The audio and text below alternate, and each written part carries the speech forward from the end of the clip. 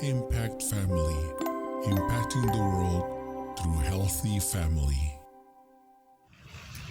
Shalom saudara-saudara, selamat berjumpa dalam Impact Family. Saudara, kita beberapa hari ini merenungkan tentang nasihat Paulus kepada orang Korintus.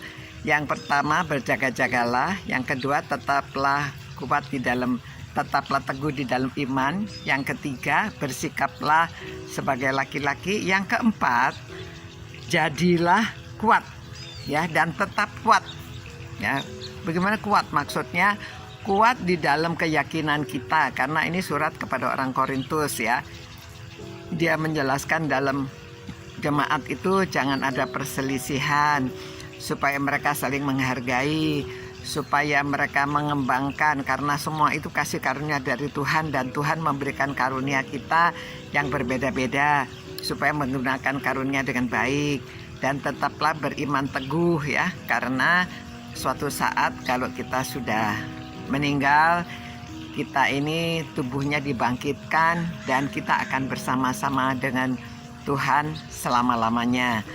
Lalu dan seterusnya, lalu mereka juga berterima kasih karena orang-orang Korintus itu memberikan persembahan juga bagi orang-orang yang membutuhkan, ya.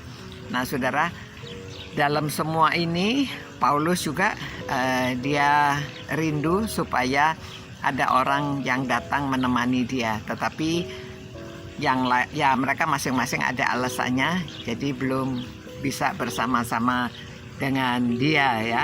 Nah, saudara-saudara, di dalam semua ini dia masih tetap memberikan nasihat, bukan untuk kepentingan sendiri, tetapi kepada orang-orang di Korintus, juga kepada orang-orang yang menerima surat ini, ya.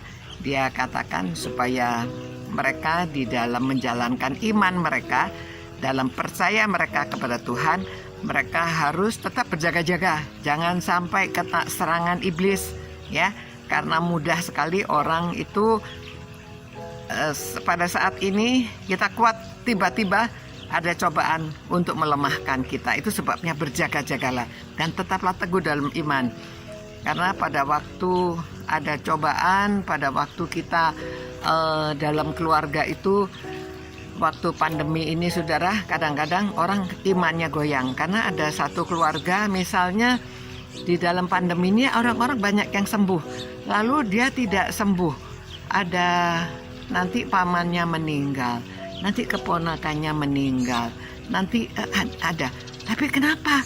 Padahal dia sudah berdoa. Nah, saudara, kita kan tidak tahu umur di tangan Tuhan dan apa yang lebih baik untuk kehidupan kita. Kita hanya bisa percaya semua ini dalam kuasanya Allah. Jadi Tuhan yang berkehendak. Kalau itu pun iblis yang coba seperti Ayub itu, sampai barangnya habis semua, anak-anaknya semuanya habis, karena iblis yang lagi mencobai Ayub, ya. Jadi kita tidak tahu kalau ada hal yang buruk terjadi. Tapi semua ini Rasul Paulus menasehatkan sebab iman kita itu harus tetap kuat. Harus tetap kuat, ya. Supaya kita dapat menghadapi keadaan ini. Jangan sampai kita goyah. Karena begitu lalu orang bertanya, kenapa ya Tuhan, ya? Tuhan ini kok nggak memperhatikan, ya? Kenapa ya saudara saya sakit sampai lama nggak sembuh-sembuh? Kita nggak tahu, saudara, banyak rahasia hidup yang kita tidak tahu. Dan kita hanya bisa percaya penuh kepada Tuhan bahwa semuanya ini dalam tangan kehendak Tuhan. Kalau kita sudah jadi anak-anaknya, kita sudah terima Tuhan Yesus, kita jadi anak-anaknya, apapun yang terjadi, ya kita serahkan kepada Tuhan dengan percaya penuh.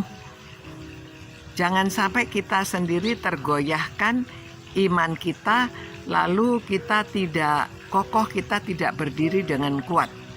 Kita harus tetap kuat, ya, supaya kita tidak mudah terjerumus dalam cobaan, lalu kita masuk ke dalam cobaan itu. Tuhan Yesus pun mulai pelayanan, dia juga dicobai, tetapi Tuhan Yesus menang, ya, karena dia kuat, dia juga yakin semuanya dilawan dengan firman Tuhan. Nah, itu sebabnya saudara-saudara, kita tetap berdiri dengan kuat. Apalagi di dalam keluarga ya, orang tua itu sebagai teladan, orang tua itu sebagai contoh. Kalau kata-kata kita, kalau perbuatan kita menunjukkan kuat teguh, anak-anak kita juga bisa kuat teguh dalam keyakinannya, tidak mudah goyah. Nah, itu sebabnya saudara-saudara, mari dalam merenungkan firman Tuhan ini kita disuruh tetap kuatnya ya, kuat, be strong ya, supaya kita menjadi kuat. Saudara-saudara, mari kita kuat di dalam iman, kuat di dalam perbuatan, perkataan kita menunjukkan bahwa kita ini adalah orang yang kuat berpegang teguh kepada keyakinan kita, supaya keluarga kita kuat, anak-anak kita, dan orang yang di sekeliling kita juga ikut kuat, karena kita itu dapat memberi pengaruh ya, kita menjadi garam, kita dapat memberikan pengaruh yang baik kepada orang-orang. Demikian ya, kita banyak teladannya di dalam Alkitab, banyak contohnya seperti Musa, Yosua, dan orang-orang di dalam hakim-hakim, itu banyak contohnya yang kuat dan yang tidak kuat ya.